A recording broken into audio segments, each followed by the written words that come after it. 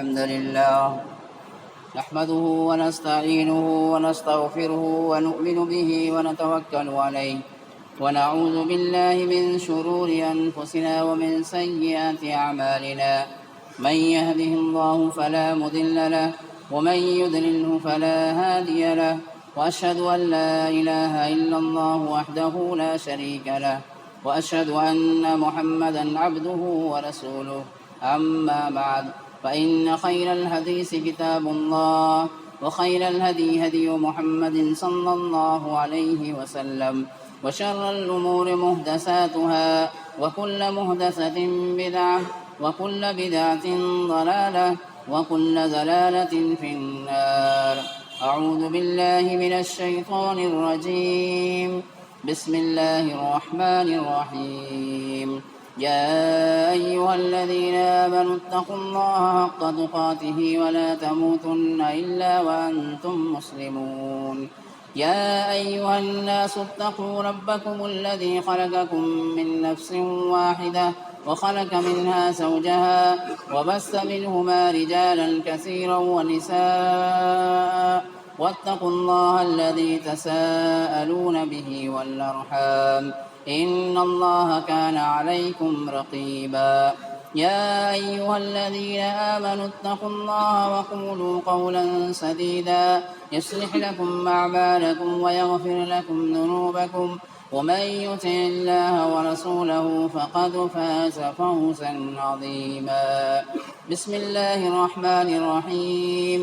قاف والقرآن المجيد، بل عجبوا أن جاءهم منذر منهم فقال الكافرون هذا شيء عجيب. أئذا متنا وكنا ترابا ذلك رجع بعيد. قد علمنا ما تنقص الأرض منهم وعندنا كتاب حفيظ. بل كذبوا بالحق لما جاءهم فهم في أمر مريج.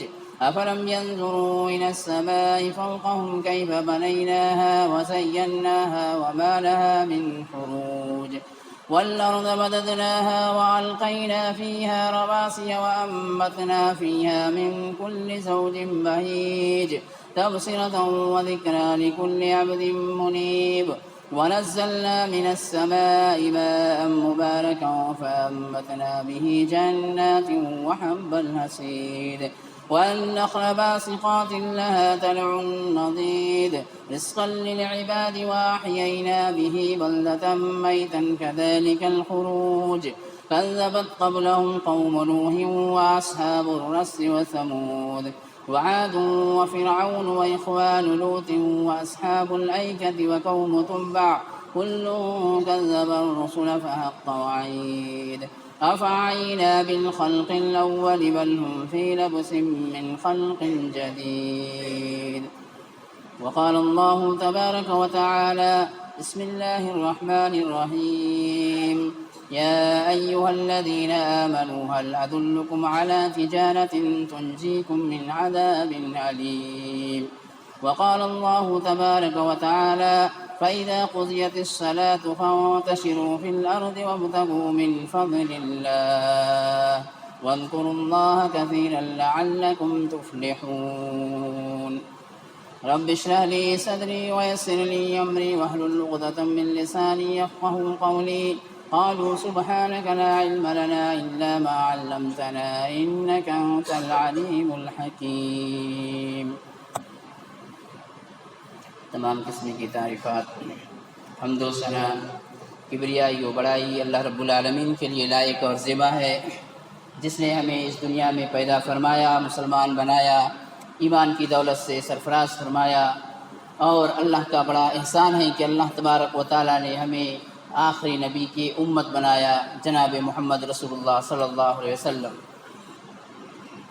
درود و سلام ہو تمام انبیاء علیہ السلام پر، بالخصوص آخری نبی جناب محمد رسول اللہ صلی اللہ علیہ وسلم پر، جن پر اللہ تبارک و تعالیٰ نے قرآن مجید نازل فرمایا،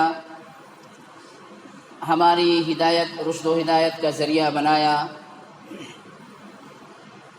معزز سامعین، حاضرین جمعہ، خواتین اسلام، خطبہ مسنونہ اور سورہ قاف کی تلاوت کے بعد میں نے آپ لوگوں کے سامنے 2 آیتوں کی تلاوت فرمائی ہے۔ ایک ہے سورہ جمعہ کی ایک ٹکڑا ہے اور ایک سورہ حشر کی ہے، سورہ صف کی آیت ہے۔ ان دونوں آیتوں کے تعلق سے دونوں آیتوں میں اللہ تبارک و تعالیٰ نے جن چیزوں کو بیان کیا ہے اسی کے مطابق میں آپ کے سامنے چند باتیں رکھنے کی کوشش کروں گا۔ جیسا کہ اللہ تبارک و تعالیٰ نے ہمارے کھانے پینے کا بہت سارے ذرائع پیدا کیا ہے، اس میں سے ایک ہے تجارت۔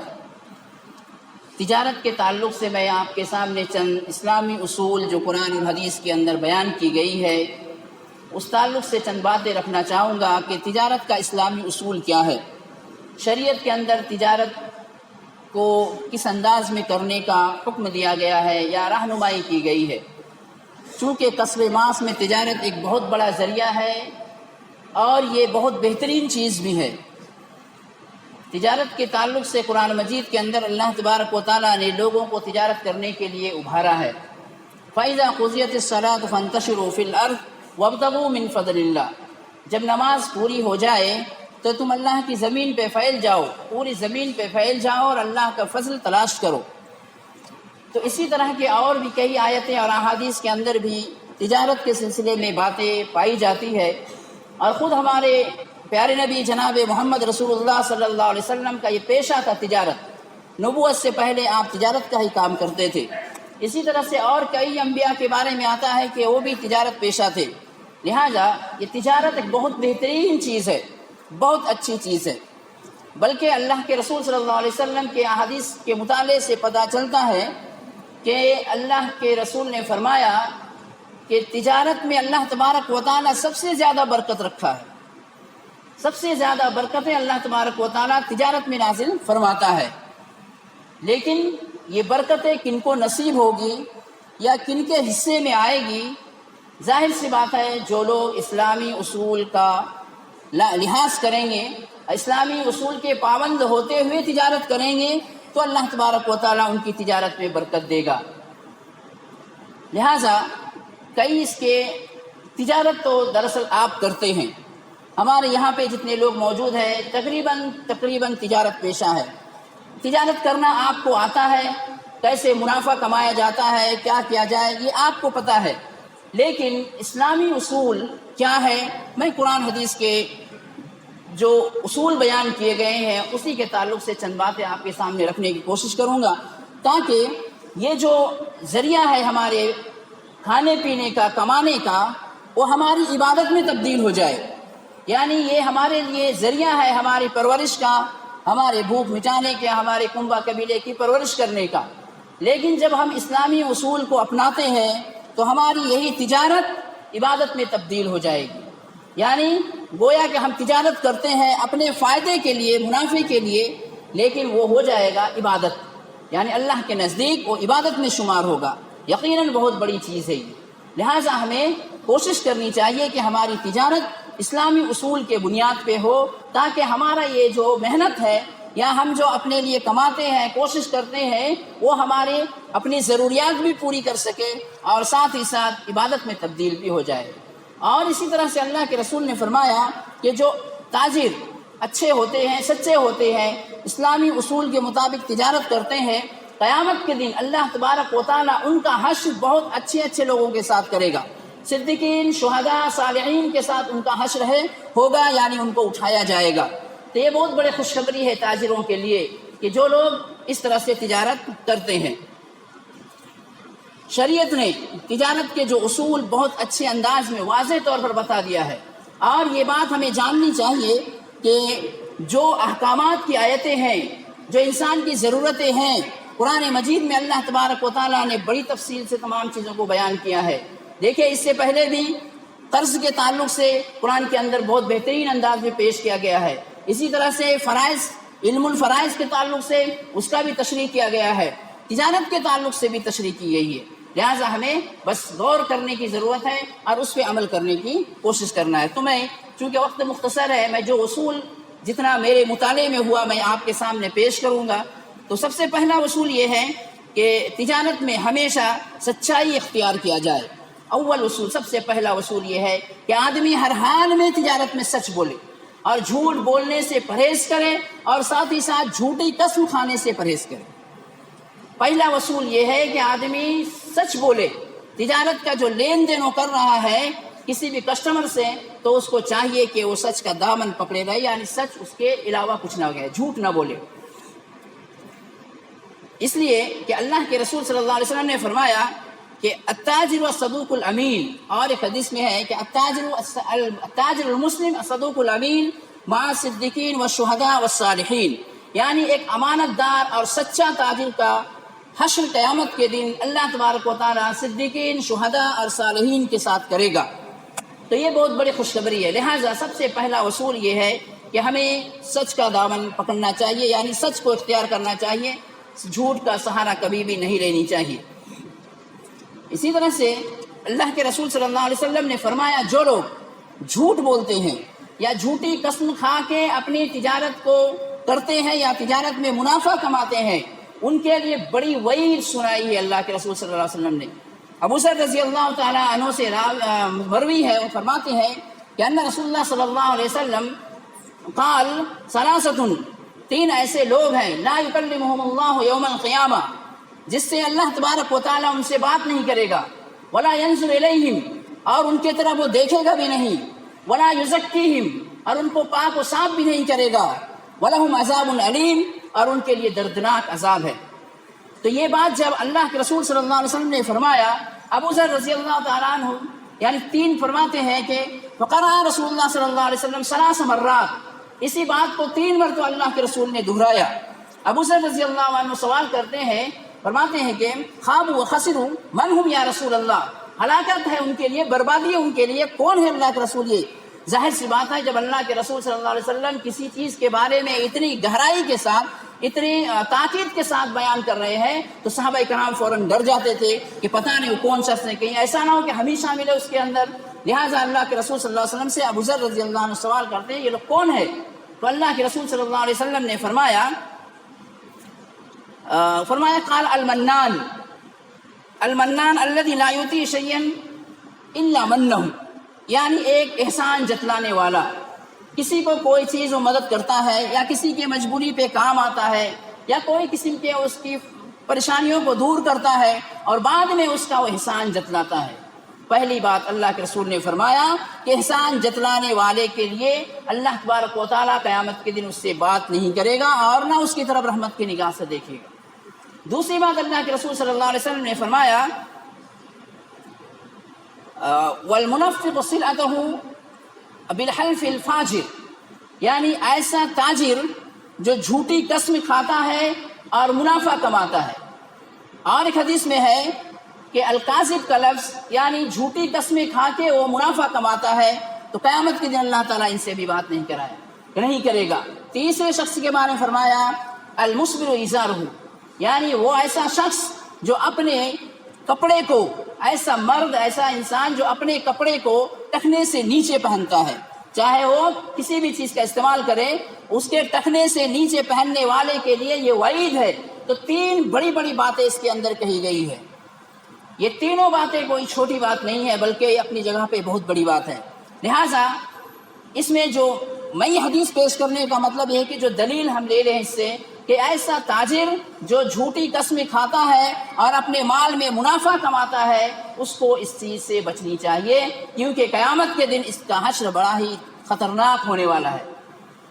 اس کے بعد اگلا اصول یہ ہے یا دوسرا اصول یہ ہے کہ امانت داری کو ہمیشہ سے یعنی مضبوطی سے تھامی لیا جائے، امانت داری کو اپنے ہاتھ سے جانے نہ دیا جائے۔ ایک تاجر کے لیے ضروری ہے، سب کے لیے ضروری ہے، لیکن چونکہ تجارت کے سلسلے میں بات ہو رہی ہے لہٰذا تاجر کے لیے ضروری ہے کہ وہ امانت کو اور دیانت کے ساتھ کام کرے۔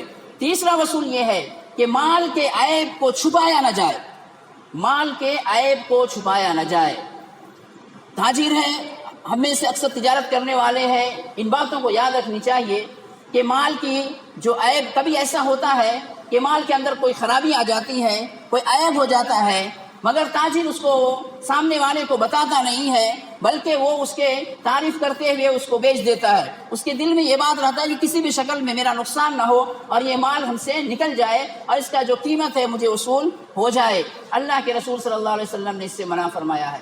اس لیے کہ اللہ کے رسول نے فرمایا, اللہ کے رسول کے بارے میں آتا ہے کہ اللہ کے رسول صلی اللہ علیہ وسلم ایک مرتبہ بازار گئے, دیکھتے ہیں کہ تاجر وہاں پہ تجارت کر رہے ہیں اور تقریباً بہت سارے لوگوں کے مال گیلے ہیں اور کسی ایک کا سوکھا مال ہے.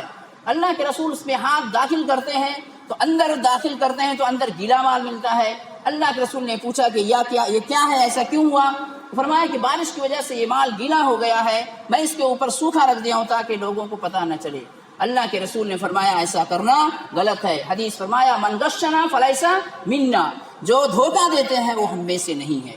لہٰذا اس کو چاہیے تھا, یعنی اس تاجر کو چاہیے تھا کہ اس گیلے مال کو اوپر رکھے تاکہ لوگ دیکھیں, اگر اس کو لینا ہے تو لیں گے, نہیں لینا ہے تو نہیں لیں گے.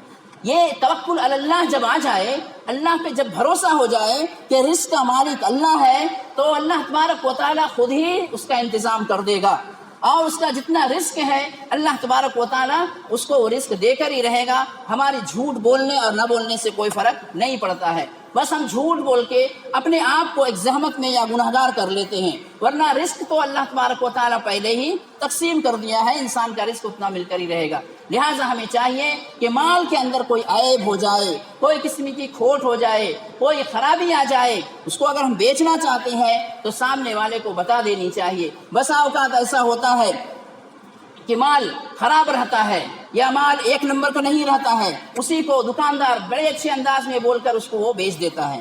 یہ دھوکے میں آتا ہے, یہ دھوکہ ہے. اس کا مطلب یہ ہے کہ اللہ پہ ہمیں بھروسہ نہیں ہے, بس ہم اپنی چربی زبان کی وجہ سے ہم نے اس کو نکال دیا اور اس کے منافع کما لیے. یہ غلط ہے, لہٰذا اس کو بتا دینی چاہیے. اسی طرح سے چوتھا اصول یہ ہے کہ جس کا جو حق ہے اس کو پورا دیا جائے, جس کا جو حق ہے اس کو پورا دیا جائے. قرآن مجید کے اندر ایک مشہور آیت ہے, فرمایا وَيْلٌ لِّلْمُطَفِّفِينَ الَّذِينَ يَكْتَالُونَ عَلَى النَّاسِ يَسْتَوْفُونَ وَإِذَا قَالُوهُمْ أَوْ وَزَنُوهُمْ يُخْسِرُونَ. یعنی فرمایا ہلاکت ہے ان لوگوں کے لیے جو لوگ ڈنڈی مارتے ہیں. ڈنڈی مارنے والوں کے لیے ہلاکت ہے کہ جب وہ لوگوں سے لیتے ہیں تو پورا لیتے ہیں اور دینے وقت اس میں کم کر دیتے ہیں. یہ بھی معاشرے کا ایک بہت بڑی برائی ہے. گرچہ الحمدللہ یہ مسلم معاشرے میں کم ہے, نہ کے برابر ہے, یا کچھ ایسے لوگ ہیں جو کرتے ہوں گے, لیکن یہ غیر میں بہت زیادہ ہے. تو اس کا خاص خیال رکھا جائے کہ ہم کسی کو کبھی بھی تولنے میں کمی نہ ہو جائے. بلکہ اللہ کے رسول صلی اللہ علیہ وسلم نے فرمایا, ترمذی کی حدیث ہے, کہ جب تم وزن کرو تو زیادہ کرو, یعنی تمہارے ایک طرف کے پلڑا جھکے ہوئے رہے. ابن ماجہ کی بھی حدیث ہے کہ جب تم وزن کرو تو کچھ زیادہ کر دو. لہٰذا ہمیں اللہ پہ بھروسہ رکھنی چاہیے اور اللہ کے رسول صلی اللہ علیہ وسلم کی حدیث پہ عمل کرنی چاہیے. اب اس کا ایک مثال لیتے ہیں کہ ہم لوگ بھی کبھی کبھی اس طرح سے پھنستے ہیں. اب ہم بازار جاتے ہیں سبزی وغیرہ لینے کے لیے, یہ بالکل ایک پریکٹیکل بات میں آپ کے سامنے بتا رہا ہوں جو بہت سارے لوگ ایسے کرتے ہیں. سبزی ہم لیتے ہیں, تاجر وزن کرتا ہے, وہ تاجر وزن کرنے کے بعد بھی ہم کیا کرتے ہیں, ایک اٹھا کر اپنے بیگ میں ڈال لیتے ہیں, یا اس کو کہتے ہیں کہ کیا سونا وزن کر رہے ہو جو اتنا ایسے کر رہے ہو, اور 2 لے کے یا 1 لے کے, جبکہ وہ تاجر خوش نہیں رہتا ہے, وہ دینا نہیں چاہتا ہے, لیکن چونکہ بیچارہ مجبور ہے, بیچنا ہے اس کو, تو خاموش رہ جاتا ہے. غلط ہے طریقہ یہ. ہم جیسے دیتے ہیں ویسے ہی لینا چاہیے. ہاں, تاجر اگر خود سے خوشی سے ایک آپ کو زیادہ دے رہا تو اس میں کوئی مذائقہ نہیں ہے, وہ اس کے خوشی کی بات ہے. لیکن ہم اس سے زبردستی پہ یا اس کو ناراض کرتے ہوئے اگر ہم لیتے ہیں تو یہ غلط طریقہ ہے, یہ جائز نہیں ہے. لہٰذا آپ اس کو وزن کرنے دیجئے, جتنا ہے بس آپ کا حصہ اتنا ہی ہے. آپ اس سے زبردستی پہ ایک دانہ بھی اگر لیتے ہیں اور اگر ناراض ہے وہ, یا وہ خوش نہیں ہے, وہ دینا نہیں چاہتا ہے, اور زبردستی اس کو لے کے اگر ہم اپنے بیگ میں ڈال لیتے ہیں تو یہ ہمارا طریقہ جائز نہیں ہوا. یہ پریکٹیکلی بات اس لیے میں آپ کو کہہ رہا ہوں کہ یہ ہوتا ہے بازاروں میں, اکثر ہوتا ہے یہ. لہٰذا ہمیں 1-2 کی وجہ سے یا 1-2 سبزی کے تھوڑے سے بڑھ جانے سے کوئی فرق نہیں پڑتا ہے, اور گھٹنے سے بھی کوئی فرق نہیں پڑتا ہے. لہٰذا جتنا ہے اس کا اتنا ہی لینی چاہیے, ورنہ اسی میں ہم شامل ہو جائیں گے کہ جب ہم دیتے ہیں تو صاف اور صحیح دیتے ہیں, یا دیتے وقت ہم کم کر دیتے ہیں اور لیتے وقت تو اپنے لیے زیادہ لیتے ہیں. لہٰذا اس کا خاص خیال رکھنی چاہیے. اس کے بعد اور چند اصول ہے, جیسے ایک آیت میں نے آپ کے سامنے تلاوت کیا, یا ایھا الذین آمنوا ھل ادلکم علی تجارۃ تنجیکم من عذاب علیم. اللہ تبارک و تعالیٰ نے فرمایا یا ایھا الذین آمنوا، اے لوگو کیا میں تمہیں ایک ایسی چیز کی طرف اشارہ نہ کروں، نہ بتاؤں، هل ادلکم علی تجارت، ایک ایسی تجارت کی طرف تنجیکم من عذاب علیم، جو تمہیں دردناک عذاب سے بچائے گا۔ وہ کیا چیز ہے؟ تؤمنون باللہ ورسولہ وتجاہدون فی سبیل اللہ باموالکم وانفسکم، یعنی تم اللہ پہ ایمان لاؤ اور اپنے مال اور نفس سے جہاد کرو۔ اس آیت کا اگر ہم موازنہ کرتے ہیں تجارت سے، تو تجارت میں جیسا نفع ہے ویسے ہی اس آیت کے اندر بتایا گیا کہ ایک آدمی جب اپنے مال کو خرچ کرتا ہے اللہ کے راستے میں تو وہ بھی اسی طرح سے منافع کماتا ہے، یعنی اس کے بدلے وہ دردناک عذاب سے اپنے آپ کو بچا رہا ہے۔ ایک اسلامی اصول اور ایک یہ ہے کہ تجارت ہمیں اللہ کی عبادت سے روک نہ دے، ہماری تجارت اللہ کی عبادت میں آڑے نہ آ جائے، اسلامی اصول ہے یہ۔ صحابہ کرام بھی تجارت کرتے تھے، لیکن جب وہ نماز کا وقت ہو جاتا تھا تو اپنی تجارت کو وہیں پہ روک کے پہلے اللہ کے بارگاہ میں نماز ادا کرتے تھے، پھر تجارت میں لگ جاتے تھے۔ آج ہم میں سے کتنے ایسے تاجر ہیں جو اتنا مصروف ہے تجارت میں، ان کی مصروفیت اتنی بڑھ گئی ہے کہ نماز ان سے ضائع ہو جاتی ہے، نماز کا وقت ہوتا ہے، اذان ہوتی ہے، جماعت چلی جاتی، ختم ہو جاتی ہے، لیکن پھر بھی وہ مسجد نہیں آتے یا نماز نہیں پڑھتے ہیں۔ تو ایسے لوگ جو تجارت کرتے ہیں یہ بس دنیا کے اندر منافع کما رہے ہیں، یہ گرچہ پیسے کما رہے ہیں، لیکن اسلامی اصول یہ نہیں ہے۔ اسلامی اصول یہ ہے کہ جب اللہ کی عبادت کا وقت ہو جائے، تو پہلی فرصت پہ عبادت کیا جائے، اللہ کے سامنے سر جھکایا جائے، نماز پڑھی جائے۔ تو اسلامی اصول میں سے یہ ہے کہ ہمیں چاہیے کہ جب ہم تجارت کر رہے ہیں، اسی کو ہم نے اپنے ذریعہ معاش بنایا ہے، تو اللہ اور اس کے رسول جن چیزوں کی طرف اشارہ کیا ہے، جن چیزوں کی طرف ہمیں بتایا ہے، اس پہ ہمیں عمل کرنی چاہیے۔ لہٰذا ہمارا تجارت عبادت میں تاکہ تبدیل ہو جائے۔ اگر ہم ایسے کرتے ہیں، تجارت کرتے کے ساتھ ساتھ اللہ کی عبادت بھی کرتے ہیں، اللہ کو یاد کرتے ہیں، تو یقین مانیے کہ یہ بہت بڑی بات ہوگی۔ الحمدللہ بہت سارے لوگ کرتے ہیں، لیکن جو لوگ نہیں کرتے ہیں ان کو سوچنا چاہیے کہ کل قیامت کے دن وہ کیا اللہ کے سامنے جواب دیں گے۔ اسی طرح سے اور ایک اصول یہ ہے کہ تاجر کو، یہ تو سب کے لیے ہے لیکن چونکہ تجارت کی بات ہو رہی ہے، تاجر کو چاہیے کہ وہ غریبوں کو نہ بھولے۔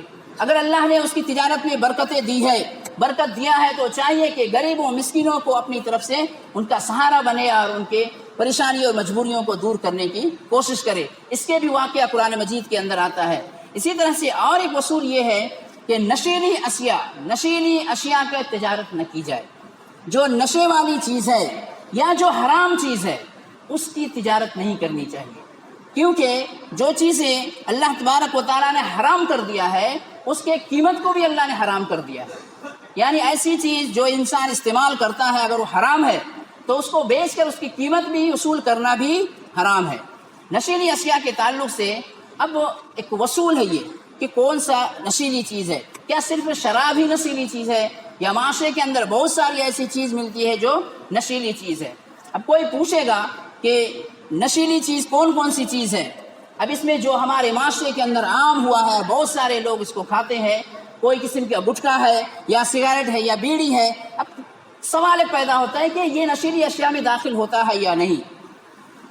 اس کا جواب یہ ہے، اسلامی اصول یا شریعت کا ایک قانون ہے کہ سب سے پہلی چیز یہ ہے کہ جس چیز کا مقدار زیادہ کھانے سے نشہ ہوتا ہے اس کے کم میں بھی وہ جائز نہیں ہے۔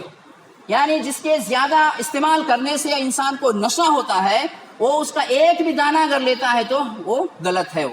اسی سے آپ خود اندازہ لگا سکتے ہیں کہ جو گٹکے وغیرہ کھایا جاتا ہے یا سگریٹ بیڑی وغیرہ پیتے ہیں، اس کے اندر جو تمباکو ہے وہ تو حرام ہے۔ گرچہ پینے والا اتنا عادی بن گیا ہے کہ اس کو نشہ نہیں لگتا ہے، لیکن جب اس کو ایک بڑی مقدار میں دے دی جائے، اس کو اگر وہ کھا لیتا ہے تو ظاہر سی بات ہے اس کو نشہ آ جائے گا۔ جب وہ نشہ آ رہا تو اس کے کم مقدار بھی غلط ہے، جائز نہیں ہے۔ لہٰذا ان چیزوں کی نہ تو تجارت کی جائے اور نہ ہی ان چیزوں کو استعمال کیا جائے۔ نشیلی چیزوں سے اللہ کے رسول صلی اللہ علیہ وسلم نے روکا ہے۔ لہٰذا آپ خود اس بات کو سمجھ سکتے ہیں کہ جو غلط چیزوں کی عادی ہو گئے ہیں یا گٹکا وغیرہ جو لوگ کھاتے ہیں، وہ خود اپنے آپ کو فیصلہ کرے کہ یہ چیز جائز ہے یا ناجائز ہے۔ ایک تو اس سے بہت بڑی بڑی بیماریاں پیدا ہوتی ہے، بہت بڑی بڑی بیماریاں انسان خود پیسے دے کے خریدتا ہے، ایک وہاں پہ وہ خرچ کرتا ہے، اور اس کے اندر جو کھانے کی اشیاء یا مادہ ہے وہ نشے والی چیز ہے، گرچہ اس کو نشہ نہیں پہنچ رہا، لیکن جب اس کے بڑی مقدار اس کو دے دیا جائے تو وہ نشے میں دھت ہو جائے گا۔ لہٰذا یہ جائز نہیں ہے، کسی بھی شکل میں جائز نہیں ہے، اس کی تجارت بھی چھوڑ دینی چاہیے، تجارت کرنا بھی درست نہیں ہے۔ جب ایک چیز سے ایک انسان کو نقصان پہنچ رہا یا ہمارے ایک چیز کے بیچنے سے کسی کو نقصان پہنچ رہا ہے تو ہمیں اللہ پہ بھروسہ کر کے اس چیز کو چھوڑ دینی چاہیے۔ ظاہر سی بات ہے جب اللہ پہ توکل کر کے ہم اس کو چھوڑیں گے تو اللہ تبارک و تعالیٰ دوسری چیزوں میں اللہ تعالیٰ ہمیں برکت دے دے گا، اور ایسا ہے مثال کئی ایسے لوگ ہیں جو اسی وجہ سے چھوڑ دیے ہیں، لیکن انہوں نے کہا کہ ہماری تجارت میں کوئی فرق نہیں پڑا۔ جب ان کو یہ پتہ چلا کہ نشیلی اشیاء کا تجارت درست نہیں ہے اور انہوں نے اس چیز کی تجارت کو چھوڑ دیا، تو ان کا کہنا ہے کہ ہماری تجارت میں کوئی فرق نہیں پڑا، بلکہ اللہ کے فضل و کرم سے اور بھی برکتیں ہوئی ہیں۔ یہ صرف اللہ پہ توکل اور بھروسہ کرنے کی چیز ہے۔ یقین مانیے جب اللہ کے اوپر اللہ پہ بھروسہ کر کے ہم اس کو چھوڑیں گے تو اللہ تعالیٰ برکت دینے والا، کیونکہ رازق وہی ہے، رزاق وہی ہے، رزق دینے والا وہی ہے۔ ہم بس ایک بہانہ بنتے ہیں، محنت کرتے ہیں، کوشش کرتے ہیں، ورنہ رازق تو اللہ تبارک و تعالیٰ ہے، رزاق ہے اللہ تبارک۔ اسی طرح سے ان چیزوں کا بیچنا جو شریعت کے خلاف ہے، جیسے ابھی تو خیر وہ چیزیں نہیں ہیں، جیسے آڈیو ویڈیو جو فلم کے ہیں، گانے کے ہیں، اس کی تجارت کرنا جائز نہیں ہے۔ تو یہ ساری تو اب دور ہوتے گیا ہے، لیکن کوئی مان لیجیے کسی کا کمپیوٹر کو دکان ہے، کوئی چپ لے کر آتا ہے، کہتا ہے کہ اس میں 100 گانا لوڈ کر دو، اس کو لوڈ کرتا ہے، اس کا پیسہ لیتا ہے، تو دونوں جائز نہیں ہے۔ یعنی وہ گویا کہ جائز نہیں ہوا اس کا وہ قیمت لینا، کیونکہ اس سے وہ غلط استعمال کرے گا اور اس سے وہ گناہ کمائے گا، اس کا ذریعہ ہم بن گئے۔ لہٰذا اس طرح کم نہیں کرنی چاہیے۔ یہ صاف ستھری چیز ہے، بالکل اللہ پہ بھروسہ کر کے ان چیزوں کو چھوڑ دینی چاہیے، کچھ نہیں ہوگا۔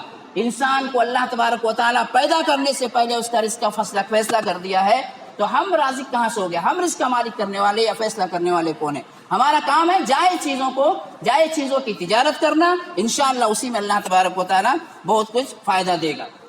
تو بہرحال یہ چند باتیں تھیں جو میں آپ کے سامنے پیش کیا مختصر سے وقت میں۔ اس میں اور بھی بہت ساری ایسی باتیں ہیں۔ ہم تاجر پیشہ حضرات ہیں، ہمیں چاہیے کہ ایسی تجارت کرے جس سے ہمارے اپنی ضروریات بھی پوری ہو جائے، ہمارے کنبے قبیلے بیوی بچوں کی پرورش بھی ہو جائے، حلال روزی سے پرورش ہو اور حرام سے ہم دور رہے، اور ہمارا یہی روزی کمانے کا ذریعہ قیامت کے دن جو اللہ کے رسول نے خوشخبری دیا ہے کہ ہمارا حشر نبیوں، صدیقین، شہداء، صالحین کے ساتھ ہو جائے، اسی وقت ہوگا جب ہم جائز طور پر صحیح چیز کی تجارت کریں گے۔ اور آخری بات یہ ہے کہ یہ جو تجارت کرتے ہیں اور جس سے پیسہ ہم کما کے اپنے پیٹ وغیرہ بھرتے ہیں یا اپنے بیوی بچے کی یا اپنے گھر والوں کی پرورش کرتے ہیں، یہ رزق کا تعلق صرف پیٹ بھرنے سے نہیں ہے، رزق کا تعلق صرف انسان کی پرورش سے نہیں ہے، اس سے عبادت کا بڑا تعلق ہے۔ اگر ہماری روزی حلال ہوگی، ہماری روزی حلال ہوگی تو ہماری عبادتیں قبول ہوگی، اگر حرام کا روزی ہے تو عبادتیں ضائع ہو جاتی ہے۔ یہ بہت بڑی بات ہے یہ کہ اگر ہمارے پیٹ میں حرام کا لقمہ جا رہا یا ہم حرام پیسے سے اپنی پرورش کر رہے ہیں یا دھوکے دے کر اپنی پرورش کر رہے ہیں یا اپنے بیوی بچے یا اپنے گھر والوں کی کنبہ قبیلے کی دھوکے دے کر حرام کی کمائی سے پرورش کر رہے ہیں تو پھر ہماری عبادتیں ضائع ہو جائیں گی۔ تو یہ ہے اسلامی اصول۔ لہٰذا ہمیں چاہیے کہ کم ہی صحیح لیکن حلال روزی ہونی چاہیے۔ اور آخری بات یہ ہے کہ بے پہ بے کرنا درست نہیں۔ ایک اسلامی اصول میں آپ کو بتا کر بات ختم کرتا ہوں کہ بے پہ بے کرنے کا مطلب یہ ہے کہ جب دو آدمی کے درمیان کوئی معاملہ ہو رہا ہے تو تیسرے آدمی کو اس پہ آنے نہیں چاہیے۔ مثال کے طور پر کسی سے آپ ایک زمین خرید رہے ہیں، آپ کا اور اس کا ابھی معاملہ طے ہو رہا ہے، تیسرے کو پتا چلا کہ وہ زمین بکری ہو رہی ہے، وہ آ کے کہتا ہے اونر یا مالک کو کہ میں زیادہ پیسہ دوں گا، مجھے دے دو، جائز نہیں ہے۔ بلکہ کرنا چاہیے کہ اب انتظار کرنا ہے۔ ان دونوں کے اندر اگر معاملات ہو گیا، لینے والے نے لے لیا تو ٹھیک ہے، نہیں لینے والا اگر نہیں لیا وہ اس کا معاملہ ختم ہو گیا تو تیسرا شخص آ کر اس سے وہ زیادہ پیسہ دے، کوئی دقت نہیں ہے۔ لیکن بے اسی کو کہا جاتا ہے بے پہ بے کرنا۔ ابھی ایک بے چل ہی رہا ہے، یعنی دو آدمی کے درمیان لین دین چل رہا ہے، بات چیت چل رہی ہے، تیسرا شخص آتا ہے تو اس طرح سے بہت زیادہ ہوتا ہے۔ دکاندار آپس میں ایسا کرتے ہیں، یعنی بہت سارے ایسے کسٹمر کو لالچ دے کے کہ اس کا دوسرے سے بات ہو رہی ہے، اس کو بلاتے ہیں کہ ہم تم کو کم پہ دیں گے، آ جاؤ۔ غلط ہے یہ، آپ اس کو چھوڑیے، پہلے اس کا معاملات اگر نہیں ہوا ہے، ختم ہو گیا تو اس کے بعد آپ ان کو بلائیے۔ اس طرح کے کئی مثالیں دی جا سکتی ہیں۔ الحمدللہ ہم سب عقل مند انسان ہیں، تجارت کرنے کا تجربہ ہے، بس یہ چند اصول میں آپ کے سامنے بیان کیا۔ اللہ سے دعا ہے کہ اللہ تبارک و تعالی ہماری تجارت کو صحیح اور جائز طریقے سے کرنے کی توفیق عطا فرمائے اور اس کو حلال طریقے سے کرنے کی توفیق عطا فرمائے۔ اللہ تبارک و تعالی ہمیں ہر طرح کے حرام اشیاء سے بچنے کی توفیق عطا فرمائے۔ اللہ تبارک و تعالی ہماری اس تجارت کو نجات کا ذریعہ بنا دے اور اللہ تبارک و تعالی ہماری اس تجارت کی وجہ سے قیامت کے دن صدیقین، شہداء اور صالحین کے ساتھ ہمارا حشر فرمائے۔ آمین یا رب العالمین۔ وآخر دعوانا الحمد للہ رب العالمین۔ بارک اللہ لنا ولکم فی القرآن المجید ونفعنا وإیاکم بالآیات والذکر الحکیم۔ انہ تعالی جواد کریم ملک رؤوف رحیم ورب حلیم۔